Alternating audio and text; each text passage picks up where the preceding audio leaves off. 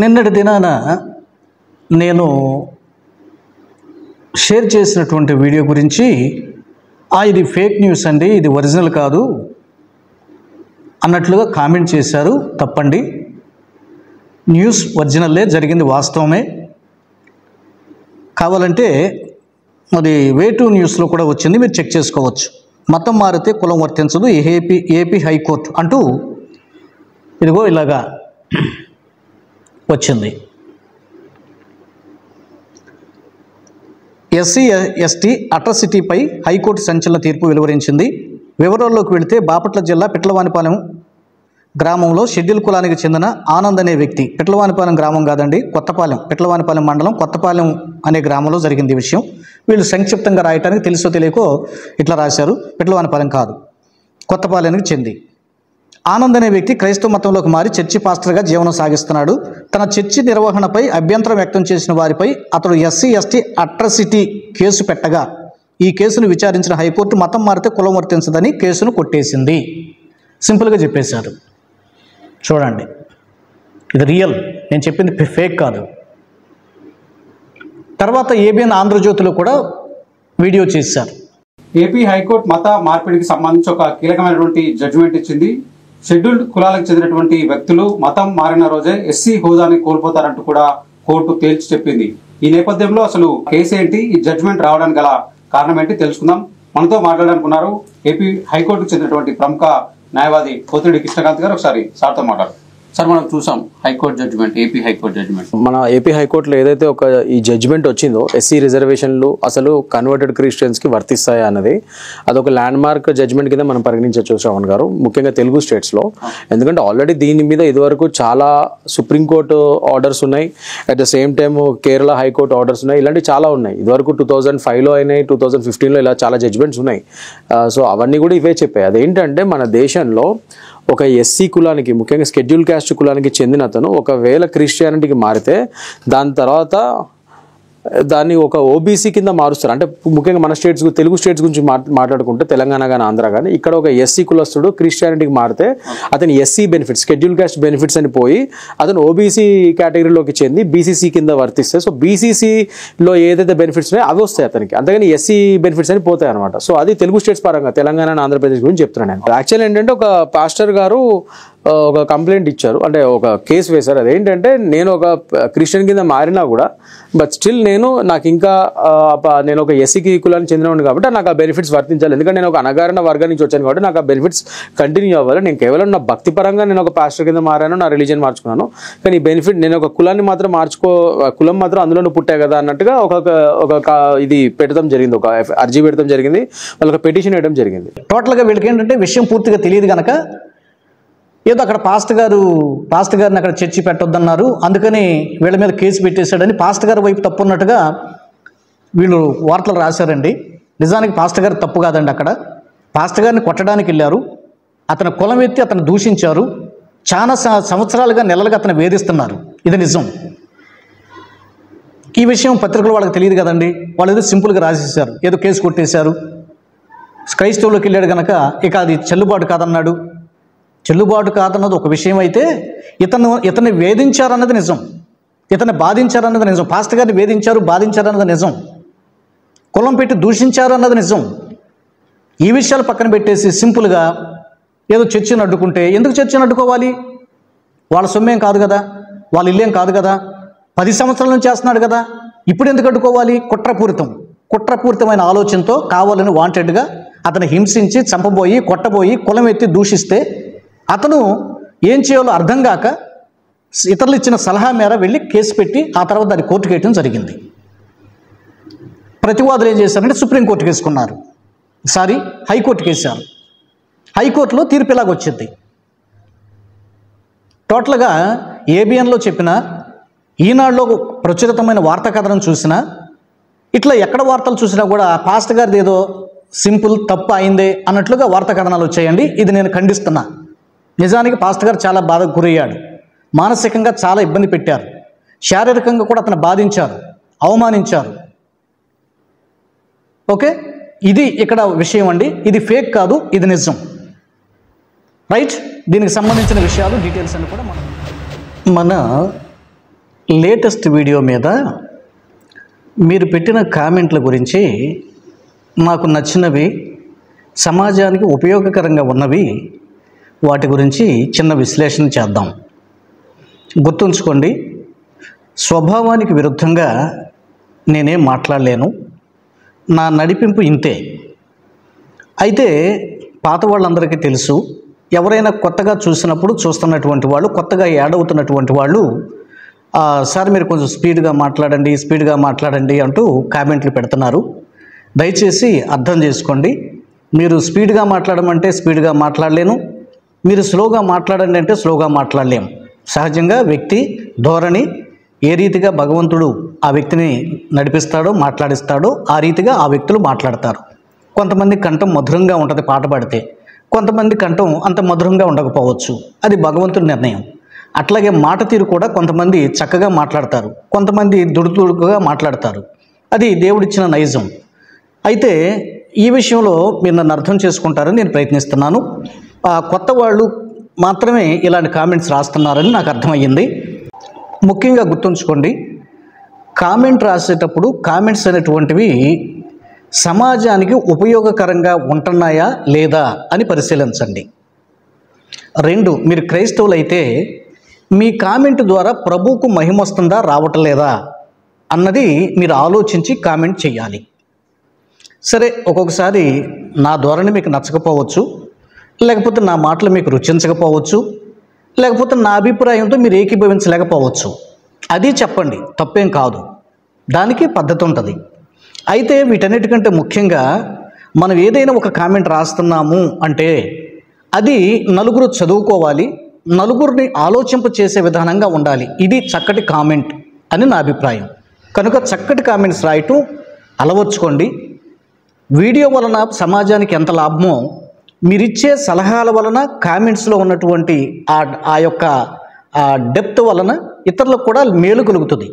Video చూడటం ద్వారా నేను కొంత సమాచారాన్ని ఇస్తే, కామెంట్ రూపంలో మీరు కూడా కొంత సమాచారాన్ని చెప్పొచ్చు, కొన్ని విషయాలు చెప్పొచ్చు ఆ టాపిక్కి సంబంధించి.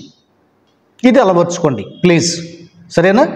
అయితే మనం స్పెషల్గా ఆంధ్రప్రదేశ్ హైకోర్టు ఒక పాస్టర్ గారి విషయంలో ఇచ్చిన తీర్పు, సంచలనమైన ఒక తీర్పు వచ్చిందని, ఇక చర్చికి వెళితే వారికి ఇది చెల్లుబాటు కాదని, ఏంటంటే అది SC ST అట్రాసిటీ కేసు పెట్టడానికి ఇక వీలు కాదని, దానిని వాళ్ళు కోల్పోతున్నారని, దానివల్ల వాళ్ళకి ప్రయోజనం కలగదని కోర్టు తీర్పిచ్చిందని, ఇది క్రైస్తవ సమాజానికి ఒక విధంగా మైనస్ పాయింట్ అని నేను చెప్పడం జరిగింది. అదే సమయంలో కోర్టు కామెంట్ అనేటువంటిది క్రైస్తవులకు ప్లస్ పాయింట్ కూడా ఉంది. ఏంటంటే క్రైస్తవ్యంలో సమానత్వం ఉంటుంది అని క్రైస్తవ్యం గురించి కోర్టు మెచ్చుకున్నట్టు అయ్యింది, చెప్పకనే చెప్పినట్టు అయ్యింది. అట్లాగే హిందూ సమాజంలో వర్ణ విచక్షణ ఉంది అని కోర్టు చెప్పకనే చెప్పినట్టు అయ్యింది. కనుక హిందుత్వంలో ఉంటే అది చెల్లుబాటు అవుతుంది, క్రైస్తవ్యంలోకి వెళ్తే క్రైస్తవ్యం కులాలు లేవు గనక ఇది చెల్లుబాటు కాదంటూ కోర్టు ధర్మాసనం తీర్పునిచ్చింది అన్న సారాంశాన్ని మీకు చెప్పాను. రైట్, మీరు అర్థం చేసుకునే ప్రయత్నం చేయండి. ఇకపోతే పాత వీడియోలో మరి నేను చాలా విషయాలు చెప్పే ప్రయత్నం చేశాను. ఎందుకంటే ఆ కేసుతో నాకు ఇన్వాల్వ్మెంట్ ఉంది. 2021లో చిన్నపాటి ఇన్వాల్వ్మెంట్ ఉంది కనుక, దాని వెనక ముందేంటో తెలుసు కనుక అనేక సందర్భాల్లో ఆ పాస్టర్ గారిని కొట్టే ప్రయత్నం చేశారు. అంతేకాదు చాలా దుర్భాషలాడారు, చాలా అవమానించారు. అక్కడ చర్చ అనేటువంటిది లేకుండా చేయడానికి నానా ప్రయత్నాలు చేశారు. ఈ విషయాలన్నీ కూడా ఎవరికి తెలియదు కనుక ఆంధ్రజ్యోతిలో ఒక వీడియో వచ్చింది. వాళ్ళు ఏదో పాస్టర్ గారు దూషించారని తన్ని కేసు పెట్టాడు, ఆ కేసు చెల్లదని, SC కింద నువ్వు ఎట్లా ఎలిజిబుల్ అవుతావు, కులం లేదు కదా అని కోర్టు కొట్టేసిందంటూ వాళ్ళు వీడియో పెట్టారు. అంతే. రమేష్ గారని ఆయన కూడా వీడియో చేశారు.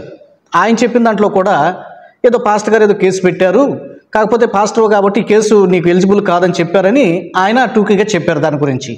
అయితే దాని గురించి పూర్తిగా తెలిసిన వాళ్ళు కొంతమందే ఉన్నాం, వాళ్ళలో నేను ఒకడిని. కనుక దానికి ఉన్నటువంటి సంబంధాలు, పూర్వపరాలు, మరి అది ఎక్కడ జరిగింది, ఏ ప్రాంతం జరిగింది, బాల్యకాలంలో నేను పుట్టి పెరిగిన ప్రాంతంలో ఇలా జరిగింది అని నేను చాలా విషయాలు ఆ వీడియోలో చెప్పే ప్రయత్నం చేశాను. కనుక బహుశా ఆ వీడియో లెంతీగానే ఉండి తీరింది. కనుక దాన్ని మీరు అర్థం చేసుకోవాలి. ఏదో బ్రీఫ్గా 2 మాటలు కట్టే కొట్టే తెచ్చే అన్నట్టు చెప్తే ఎట్లా? ఇది నేను న్యూస్ రీడర్ని కాదు, మరొకసారి గుర్తుంచుకోండి. నేను ఒక దైవ సేవకుడిని. అట్లాగే సమాజ శ్రేయస్సు కోరే వ్యక్తిని, అట్లాగే ఒక ఆర్గనైజేషన్కి అధ్యక్షుడిగా ఉన్నాను. వీటన్నిటిని దృష్టిలో పెట్టుకొని నేను మాట్లాడాల్సి ఉంటుంది.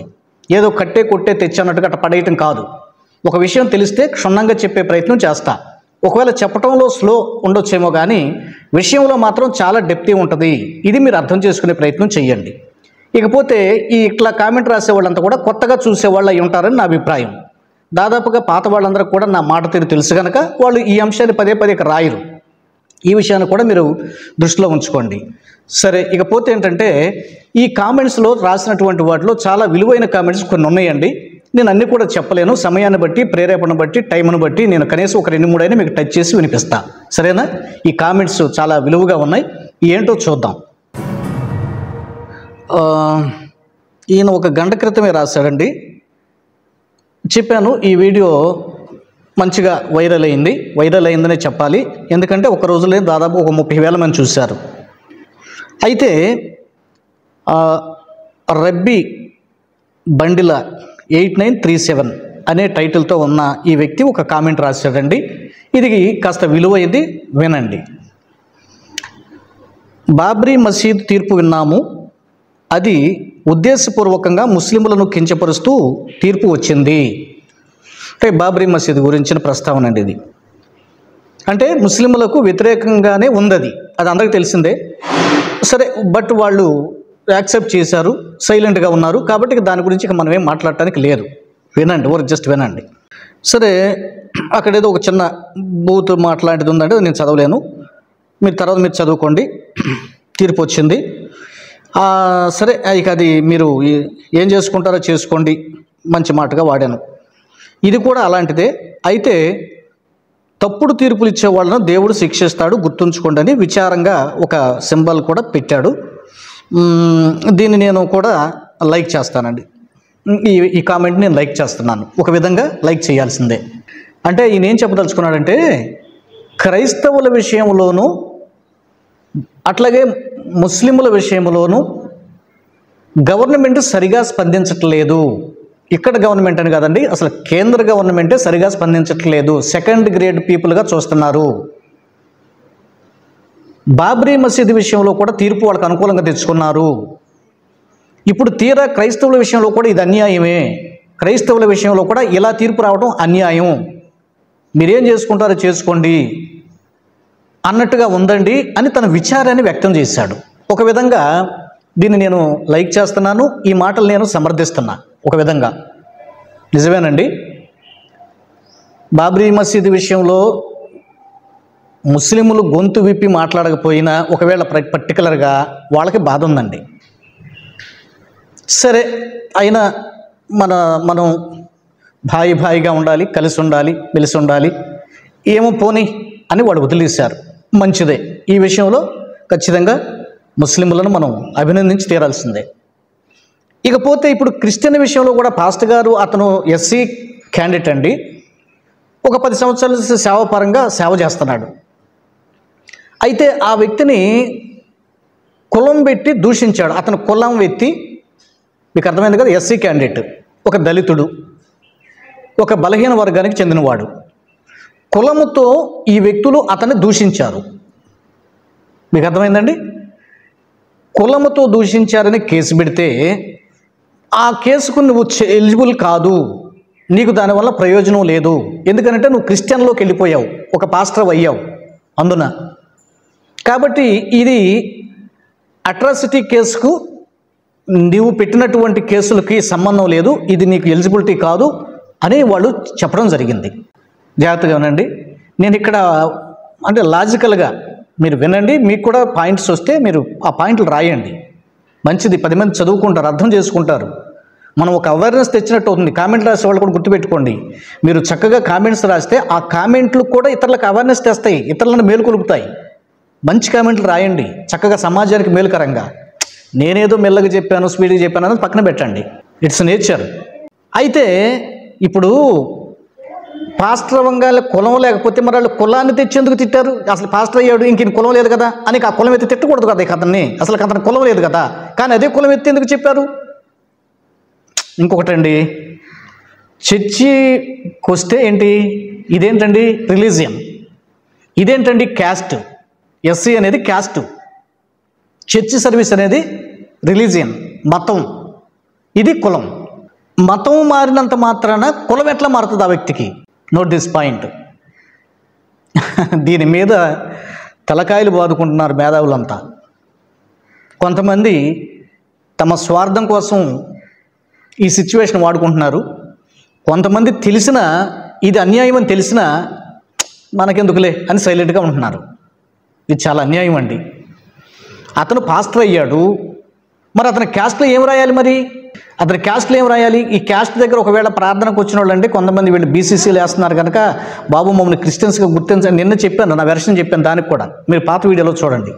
అలాగడిగినా కొంతమంది ఎంఆర్ఓలు, కొంతమంది ఇచ్చే సర్టిఫికెట్లు ఇచ్చేవాళ్ళు ఇవ్వటల్లా.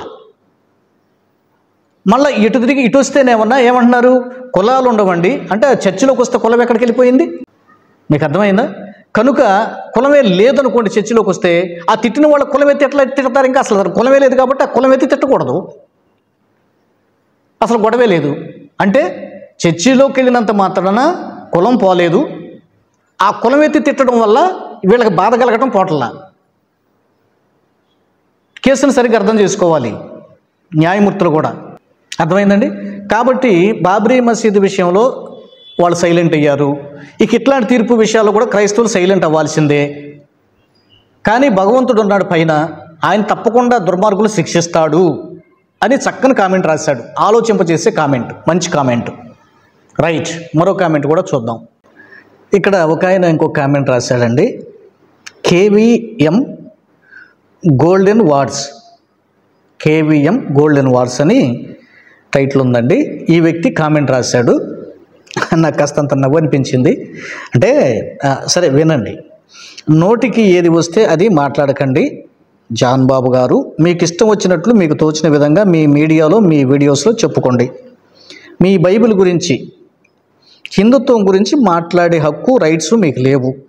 ఎందుకు చెప్పట్లేదు హిందుత్వాలు సమానత్వం ఉందని? కులం ఎక్కడ చూస్తున్నారు? ఎవరికైనా సరే కులం లేకుండా వేదం గురించి, వేద పాఠశాల వేదాల గురించి ఒక నడుపుతున్నారా? మీకు తెలియదా? అది అజ్ఞానంతో కళ్ళు మూసుకుపోతే ఎవరేం చేస్తారు? మిమ్మల్ని మీరు మీ వ్యాఖ్యల గురించి చెప్పుకోండి, మీ బైబిల్ గురించి చెప్పుకోండి. హిందుత్వం జోలికి వస్తే కరెక్ట్గా మాట్లాడండి, లేదంటే అసలు మాట్లాడకండి, వదిలేసేయండి. ఇంకా ఈయన చాలా రాసుకొచ్చాడండి. వేదం ట్రైనింగ్ అంటే ఏదో 2-3 ఏళ్లలో అయిపోయేది కాదండి. ఒక్కో వేదం 14 సంవత్సరాలు పడుతుంది. అట్లాంటిది ఉన్న 4 వేదాలు చదవాలంటే జీవితకాలం కూడా సరిపోదు.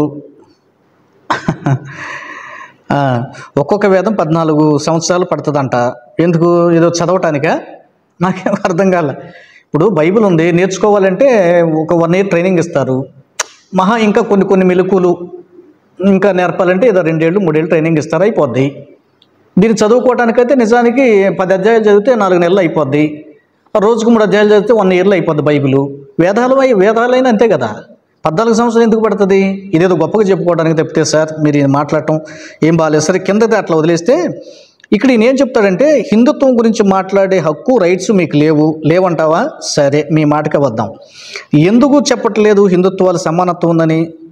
కులం ఎక్కడ చూస్తున్నారు? ఎవరికైనా సరే కులం లేకుండా వేదం గురించి, వేద ఇది కింద సరిగ్గా అర్థం కాకుండా రాశారండి.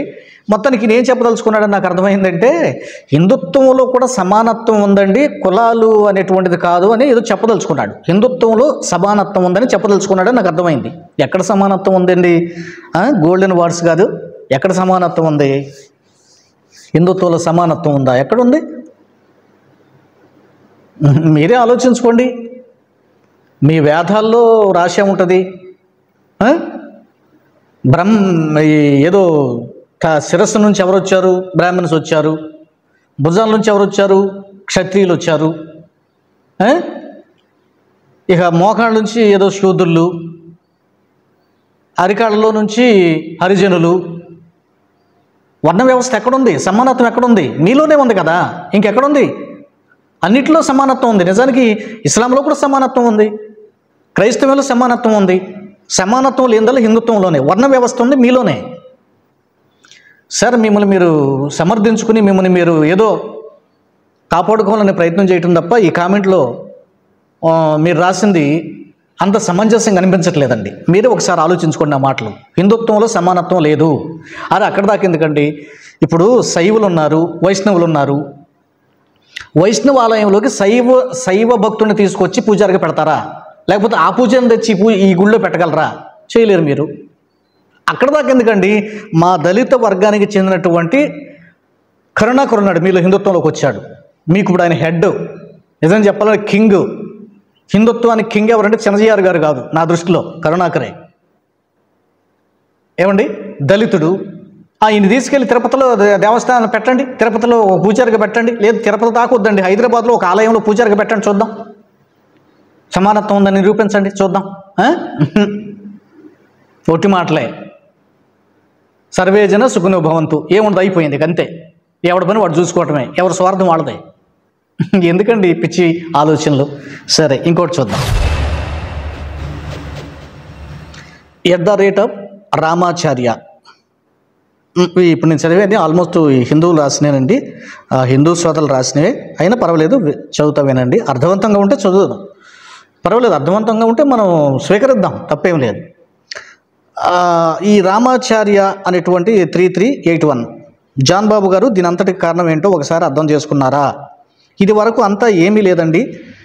అప్పుడు క్రైస్తవులు ఉండేవాళ్ళు, ఇప్పుడు క్రైస్తవులు ఉన్నారు. కానీ మీరు ఎప్పుడైతే పబ్లిసిటీ చేసి దేవీ దేవతలు అన్నే మద్దతు వస్తుంది అనేసి, అంటే మద్దతు వస్తుందని అనేసి ఎప్పుడైతే తిట్టడం మొదలుపెట్టారో అప్పటి నుంచి మీ మీద టార్గెట్ పడింది.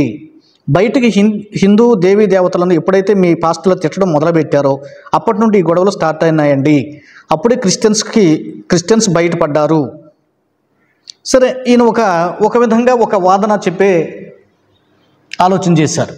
ఒక విధంగా నేను దీన్ని ఓకే యాక్సెప్ట్ చేద్దాం. ఈయన చెప్పిన మాటలో కొంత సత్యం ఉంది.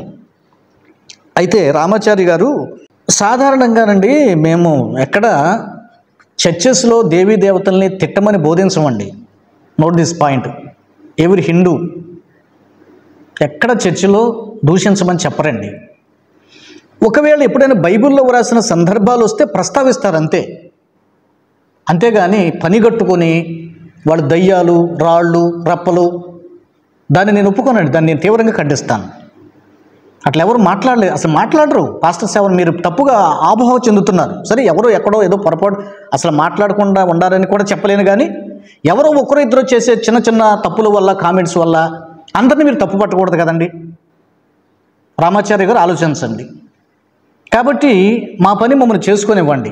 ప్రజాస్వామ్యబద్ధంగా, రాజ్యాంగబద్ధంగా, చట్టపరంగా ఎవరి దేవుణ్ణి ఎవరైనా సరే వారి మతాలను ప్రకటించుకోవచ్చు, గొప్ప చేసుకోవచ్చు, మత విశ్వాసాలని ఇతరులకు తెలియపరచుకోవచ్చు. దీనిలో తప్పు లేదు. దానికి వెంటబడి కొట్టడం, వెంటబడి బొట్లు పెట్టడం, శిక్షించడం, ఇది నాన్సెన్స్ అండి. ఇది తప్పండి. దీన్ని నేను ఖండిస్తున్నానండి.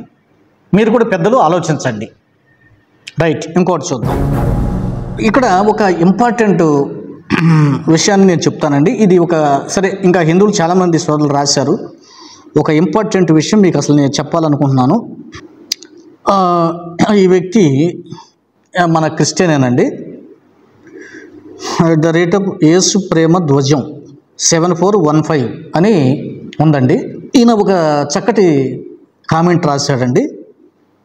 ఇది మనం అందరం కూడా ఆలోచించాల్సిన, చాలా ఆలోచింపజేసే కామెంట్. ఇట్లా సమాజానికి ఉపయోగపడే కామెంట్స్ రాయండి. యేసు ప్రేమ ధ్వజం 7415. అన్నా జానన్న, క్రైస్తవులలో కులం ఉండకూడదని బైబిల్లో ఎక్కడ వ్రాసిందన్నా చూపిస్తారా ఆ వచనం? క్రైస్తవులలో కనీసం సేవకులలో ఈ ఎస్సీ కులాలతో వియమొందుతున్నారా? ఇది ఫస్ట్ సెంటెన్స్కి కింద దానికి సంబంధం లేదండి. రెండుగా విడగొడదాం. మొదటి దానికి జవాబు చెప్దాం. కాకపోతే వినండి. క్రైస్తవులలో కనీసం సేవకులైనా సరే ఈ ఎస్సీ కులంతో వియమొందుతున్నారా? కులం రూపు మాపుతున్నారా? చర్చికి వచ్చే వరకు, కానుకలు ఇచ్చే వరకు, కష్టపడి వారికి పరిచర్య చేసే వరకు మాత్రమే కలిసి కూర్చుంటారు. అది కులం లేకపోవటం కాదు కదా. హిందూ అగ్ర కుల వాళ్ళ వారికి కూడా అదే కదా కావాలి, అదే కదా వారు చేసింది. ఇక క్రైస్తవ్యంలో కూడా అదే ఉంది కదా. ఇక కులం లేనిది ఎక్కడ, వివక్ష అన్ని చోట్ల ఉండింది కదా అంటూ చాలా ఆలోచనాత్మకమైనటువంటి కామెంట్ అండి ఇది. నేను చదవలేదు కానీ నేను చదివిన వాటిల్లో నెంబర్ 1 కామెంట్ ఇది. మన క్రైస్తవుడే చేశాడు. ఇది నిజంగా ఆలోచించవలసినటువంటి చాలా ముఖ్యమైనటువంటి విషయం. ఇక్కడ దీన్ని రెండు విషయాలుగా మనం విడగొట్టుకొని చూద్దాం. ఏంటంటే ఫస్ట్ ఏం చెప్పాడంటే బైబిల్లో ఎక్కడైనా కులం లేదని ఉందా అన్నావు సోదరా, జాగ్రత్తగా వినండి. బైబిల్లో కులం అనేటువంటిది ఎక్కడైనా ఉందా మీరు చూపించగలరా అంటే, మీరు నన్నేం అడిగారంటే బైబిల్లో లేదని మీరు వచ్చిన చూపించగలరా అని అడిగారు కదా. బైబిల్లో ఉన్నట్టుగా మీరు ఎక్కడైనా చూపించగలరా? ఒకటి, బైబిల్ గ్రంథంలో జాతీయత ఉంటుంది, ఇశ్రాయేలీలు జాతీయత ఉంటుంది, వృత్తులు ఉన్నాయి, ఓకే, జాతులు ఉన్నాయి, వృత్తిపరమైనటువంటి విధానాలు ఉన్నాయి, కుల వ్యవస్థ లేదు. వినండి, లేదంటే బైబిల్లో లేదు, సంఘంలో ఉంది, చర్చిలో ఉంది, పాస్టర్లో ఉంది, అది వేరే విషయం, సెకండరీ మ్యాటర్, దానిట పెట్టండి. పరిశుద్ధ గ్రంథంలో లేదు. అయితే హిందూ గ్రంథాల్లోనే ఉంది వివక్ష, వర్ణ వివక్ష అంటారు దాన్ని. హరిజనులు, శూద్రులు, ఏదో అతి శూద్రులని, గిరిజనులని, క్షత్రియులని, వైశ్యులని, బ్రాహ్మిన్స్ అని, ఈ వర్ణ వ్యవస్థ అనేటువంటిది హిందూ గ్రంథాల్లోనే, వాళ్ళ మూలాల్లోనే ఉంది. మన పరిశుద్ధ గ్రంథంలో లేదు, మీరు ఎక్కడ చూసినా లేదు, అందుకనే లేదని చెప్తాం. అర్థం చేసుకోండి, అందరూ క్రైస్తవ సమాజం కూడా అర్థం చేసుకోండి ఈ పాయింట్ని. పరిశుద్ధ గ్రంథమైన బైబిల్లో జాతి, ఇశ్రాయేలీయ జాతి ప్రజల్ని దేవుడు ఎన్నుకున్నాడు, దట్స్ ఇట్. ఇక అక్కడ కులాలు లేవు, 24 కులాలు లేవు. ఇక అక్కడ ఇశ్రాయేలీలు వారి జాతి, ఓకే, వాళ్ళ గోత్రాలు, వాళ్ళ వంశాలు బైబిల్లో ఉంటాయి. కులం లేదు, బైబిల్లో కులం లేదు. నంబర్ 1. హిందూ గ్రంథాల్లో కుల వ్యవస్థ ఉంది, అంటరానితనం ఉంది. అంటరాని వ్యక్తుల్ని నీళ్లు తాగనిచ్చేవాళ్ళు కాదు, గుడిలోకి రానిచ్చేవాళ్ళు కాదు, బడిలో చదువులు చెప్పేవాళ్ళు కాదు. ఇది ఉంది, మన క్రైస్తవ్యంలో లేదు. సరే, ఎక్కువ టైం తీసుకోకూడదు కాబట్టి నేను ఈ పాయింట్ క్లోజ్ చేస్తున్నా. ఇక రెండో పాయింట్కి వస్తే, ఈ సోదరుడు చెప్పిన రెండో పాయింట్లో, అన్నా మరి చర్చిలో కూడా వియ్యం ముందేదాకా రావట్లేదు కదా, పరిచర్యలో ఓకే, కూర్చోవటంలో ఓకే, తినడంలో ఓకే, వాక్యం వినడంలో ఓకే, బోధించడంలో ఓకే, పాటలు పాడటంలో ఓకే, వియ్యం ఉండటంలో లేదు కదా అన్నాడు. ఇది ఆలోచించవలసినటువంటి పాయింట్. అర్థమైంది కదండి? ఇది నిజమే. ఈ విషయాన్ని క్రైస్తవులు సరిచేసుకోవాల్సిన విషయం, ఈ విషయంలో సరిచేసుకోవాల్సిన విషయం. సాధారణంగా నేను చెప్తుంటానండి, నాన్నగారు ఎల్ఈఎఫ్కి సంబంధించిన ఆ పునాదిలో వచ్చినటువంటి వ్యక్తి, భక్సింగ్ గారు చేతుల మీదుగా బాప్తిసం పొందిన వ్యక్తి. వాళ్ళ కాలంలో చాలా భక్తిగా జీవించారండి. కాలక్రమంలో సరే కాస్త కల్తీ పెరిగిపోతా వచ్చింది క్రైస్తవ్యంలో కూడా అని చెప్పక తప్పట్లేదు. అయితే ఎల్ఈఎఫ్ భక్తి కలిగినటువంటి భక్సింగ్ గారి సహవాసంలో కానీ, జో గారి సహవాసంలో కానీ, ఇట్లాంటి భక్తి కలిగి బాగా ప్రార్థన చేసేవారి సహవాసాల్లో కులాలు చూడండి. పిల్లడు మారు మనసు పొందాడా, పిల్ల మారు మనసు పొందారా, ప్రభువుని ఎరిగిన వారా, సంబంధం ఇచ్చి చేసేస్తారు, దట్స్ ఇట్. అయితే కొన్నింటిలో ఇండిపెండెంట్ చర్చెస్ ఉన్నాయి చూసారా, ఇప్పుడు మన మధ్య మన కళ్ళ ముందు కనపడే వాటిలో, వీటిలో వ్యత్యాసాలు చూపిస్తున్నారు. ఏ కులానికి ఆ కులం సంబంధాలు వెతుక్కుంటున్నారు. ఒక విధంగా దీనికి వ్యతిరేకమే. అవునండి, మనకి కుల వ్యవస్థ అనేటువంటిది ఉండకూడదు, చర్చిలోకి రాకూడదు. ఎలా మనం కలిసి అంతం ఉంటున్నామో అలాగే మనం ఇచ్చిపుచ్చుకునే విషయంలో, వియ్యం ఉండే విషయంలో కూడా సమాంతరంగా ఉండాలని కోరుకునే వ్యక్తులు నేను ఒకడిని. రైట్, సరే, ఇది అట్లా పెడితే మనం ఇంకోటి ముఖ్యంగా గమనించాలి. మన క్రైస్తవ్యంలో కుల వ్యవస్థ లేదు, అందరం సమానంగానే ఉంటామనే విషయం మరొకటి కూడా ఉంది. ఏంటో తెలుసా? ఏ కుల వ్యక్తి అయినా సరే అతను మారు మనసు పొందితే చర్చిలో సేవకుడిగా నిలబడవచ్చు. కానీ హైందవులు అలా కాదు, ఖచ్చితంగా అతడు బ్రాహ్మణుడై ఉండాలి. పూజారి చేయాలంటే, పూజారి పని చేయాలంటే బ్రాహ్మణుడై ఉండాలి, లేదా అంటరానితనం వాళ్ళ దగ్గర ఉంటుంది. ఎవరు పడితే వాళ్ళు పూజారి అవ్వలేరు. క్రైస్తవులు ఎవరు పడితే వాళ్ళు పూజారి పని చేయొచ్చు, దట్ మీన్స్ పాస్టర్ గారిగా. మీకు అర్థమైందా? క్రైస్తవంలో వ్యత్యాసం లేదు, కుల వివక్ష లేదు. ఎవరైనా పాట పాడవచ్చు, ఎవరైనా బోధించవచ్చు, ఎవరైనా పాస్టర్ గారు కావచ్చు. ఆ స్వేచ్ఛ యేసయ్య మనకిచ్చాడు. కాకపోతే మనలో ఉన్న ఒక చిన్న మిస్టేక్ ఏంటంటే, వియ్యం ముందే దగ్గరే ఎవరికి వాళ్లే అన్నట్లుగా కొంతమంది సేవకులు కూడా దానికి సపోర్ట్ చేసి అలాగ దాన్ని సరైన పందాలోకి తేలేకపోయారు. బ్రదర్, ఇది మీరు గుర్తుపెట్టుకోవాలి. యేసు ధ్వజం అనేది ఉంది కదా, సోదరుడికి నేను చెప్తున్నా, మనందరికీ చెప్తున్నాను. ఓకే, కనుక ఈ విషయంలో మనం ఆలోచించుకొని ప్రభు చిత్తానికి లోబడి ఆ విషయాల్లో కూడా, పిల్లల్ని ఇచ్చిపుచ్చుకునే విషయాల్లో కూడా కుల వ్యవస్థకు అతీతంగా మారు మనసుకు ప్రాధాన్యతనిస్తూ దేవుని ఎడల భయభక్తులు కలిగినటువంటి వారి విషయంలో మనం ముందుకు సాగటం మంచి పద్ధతి. సో టోటల్గా ఈ కామెంట్ కూడా చాలా చాలా విలువైంది. మీకు అర్థమైంది కదా. కుల వివక్ష అన్నది వాళ్ళ గ్రంథంలో ఉంది. అలాగే పూజారులు స్థానంలోకి రావాలన్నా ఖచ్చితంగా అతడు ఒక ఉన్నతమైనటువంటి కులానికి చెందినవాడై ఉండాలి. బైబిల్లో కుల వర్గీకరణ లేదు, కుల వ్యవస్థ లేదు. సేవకులు కూడా ఏ వ్యక్తి అయినా సేవకుడు కావచ్చు, అతను ఏ కులం అయినా సరే. ఇది అందుకనే మనకి బైబిల్లో లేదు అని నేను మొన్న చెప్పాను. అర్థం చేసుకుంటారు కదా. రైట్ అండి, థ్యాంక్ యూ. ఇలాగే మీరు మంచి కామెంట్స్ రాయండి. ఇంకా చాలా కామెంట్స్ ఉన్నాయి, చదవదగిన కామెంట్స్, కానీ ఇక టైం నేను వేస్ట్ చేయదలుచుకోవట్లేదు. కనుక ఫ్యూచర్లో వీడియోల కింద చక్కటి కామెంట్స్ రాయండి. వీడియో కామెంట్ చేసిన వాళ్ళ పేర్లు అవి కూడా నేను చదివి చక్కగా మీ గురించి కూడా నేను ఎక్స్ప్లెయిన్ చేసి మీరు చెప్పిన విలువైనటువంటి కామెంట్స్ చదివి వినిపిస్తాను జనానికి. ఒక విధంగా ఒక మంచి అవేర్నెస్ తేవడంలో మీరు కూడా మీ వంతు పాత్ర పోషిస్తున్నట్టు అవుతుంది.